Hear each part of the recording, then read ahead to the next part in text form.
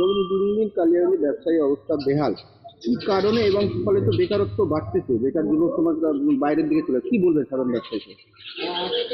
কালিয়াগঞ্জে বহুদিন আগের থেকেই ব্যবসাটা খারাপ হওয়ার দিকে কারণ হচ্ছে ডিস্ট্রিক্টটা ভাগ হয়ে গেল। যখন ডিস্ট্রিক্ট ভাগ হয়ে যাওয়ার পরে কালিয়াগঞ্জ তো পকেটে হয়ে যাবে। এই পকেট জায়গা হয়ে যাওয়ার জন্যই বাইরের লোকজন, আর ভৌগোলিক অবস্থান অনুযায়ী কালিয়াগঞ্জে যে জায়গাটা আছে, মানে বিহার পায় না, অন্য কোনো কিছু পায় না, একটা বর্ডার এলাকার মধ্যে পকেট এলাকা। আগে এই এলাকায় ব্যবসা হতো, কিন্তু এখন যেহেতু ডিস্ট্রিক্টটা ভাগ হয়ে যাওয়ার পর তখন আর কি চেঞ্জ হয়ে গেল। আমরা এমনভাবে পড়লাম একটা ব্যাকওয়ার্ড জায়গার মধ্যে, মানে ভৌগোলিক অবস্থান অনুযায়ী খুব খারাপ পরিস্থিতির মধ্যে আছে। মানে এখান থেকে যোগাযোগের মোটামুটি আস্তে আস্তে কিছু কিছু হচ্ছে, লোকের লাইনঘাট নতুন করে খুলছে, কিন্তু সময় লাগবে। আগে যেভাবে তেলের ব্যবসা একটা হতো, কাঁচা শুকনা লঙ্কা ধনপলহাটের একটা মন্ডি ছিল, সেসব জায়গাগুলো আর এখন নেই।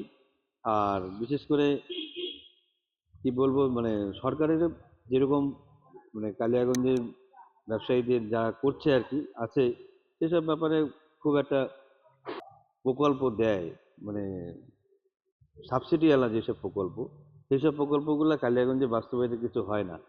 ওগুলো কিছু এখন পর্যন্ত হয়নি। মানে ওই সব সরকারি কাজ করে থাকে অনেকদিন ধরে, চলছে, চলবে, ওই দিচ্ছে, দিবে। আমরা কাগজপত্র লোকে অ্যাপ্লাই করে, কিন্তু ওই সরকারি ফাইল পড়েই থাকে। তো বেকারত্ব আর সংখ্যা এইভাবে চলছে আর কি, এইভাবে কোনো সুরাহার কোনো কাজ নেই, জায়গা নাই। বেকারত্ব সংখ্যা